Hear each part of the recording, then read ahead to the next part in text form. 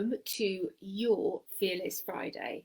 It's such a pleasure to be back here with you again today, and I'm really excited to be sharing what it is that we're going to be focusing on. And you would have seen a theme running through our posts this week, whether you're following me on Instagram or whether you're in the private support group, or whether you have been following on YouTube.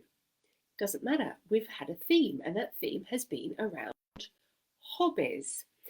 And I don't want you to simply disregard this this important activity, because I know what it feels like when we come through cancer and we don't recognize ourselves anymore, right? This whole group, this is the whole premise for this group.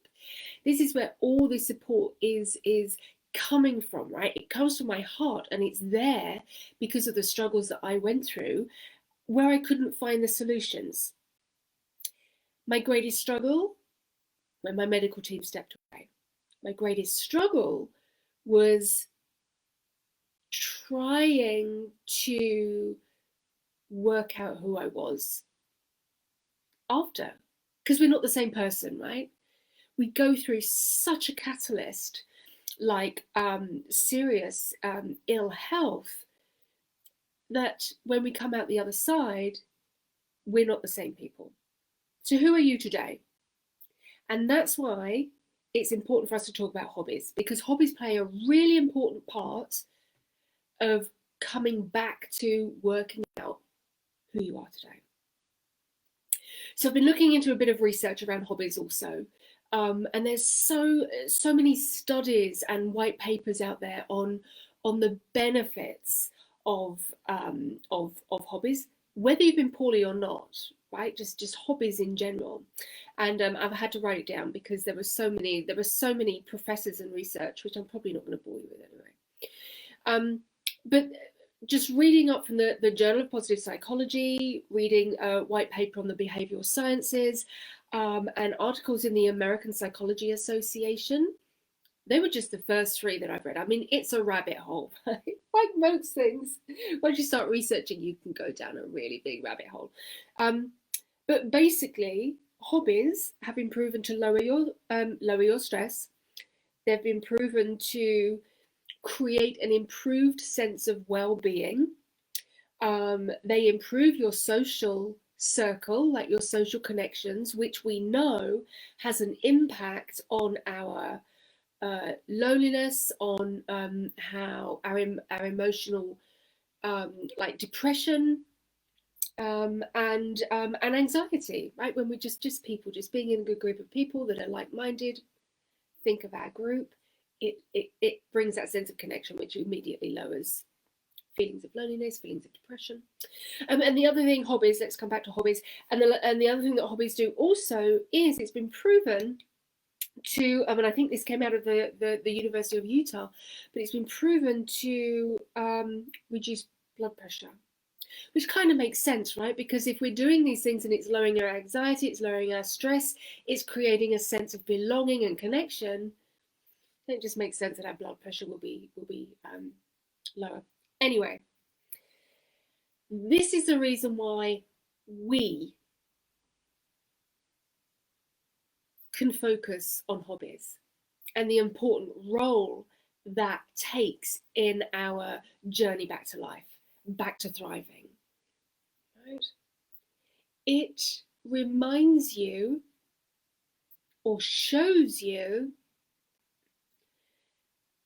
what brings you joy, what brings fun, what brings connection into your life, right? You are discovering who you are today, and a really cool, playful way to do that is to go out in the world and try new things and create those hobbies, or follow those hobbies that light you up inside.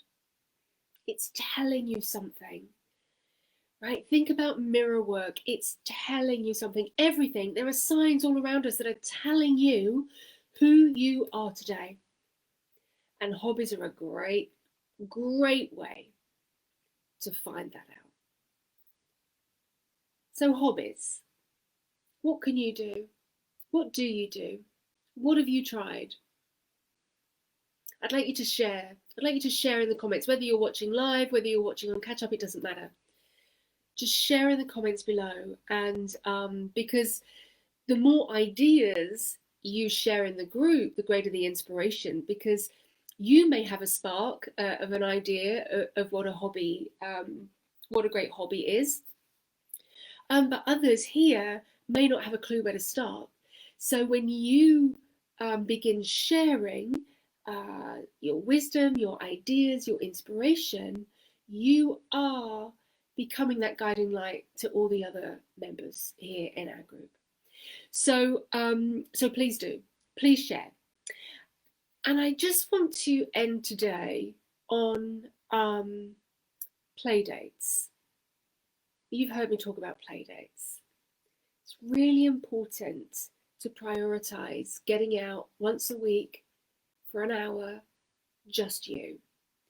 And it's for the same reasons as hobbies, right? You are not going to discover who you are sitting at home on your own, feeling low, feeling down, feeling hopeless. You're not going to find the answers there. You find the answers in movement. You find the answers in connection, right? You find the answers in living, communicating, being a part of the world. That's where the answers are going to come from. So prioritize your play dates. Go out and investigate different hobbies. Have I ever told you that I'm a qualified art therapist? I probably have, but a long time ago. I haven't talked about it for a long, long time.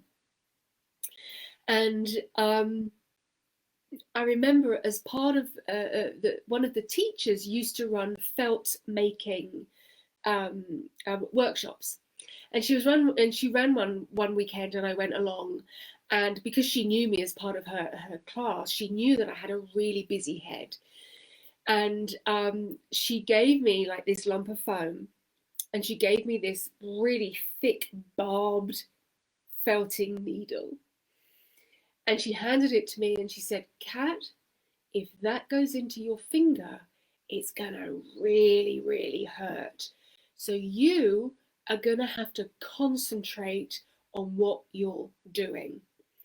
And I was kind of like, bloody hell, but no, I do not want this fat barbed needle going into my fingers. You're absolutely right.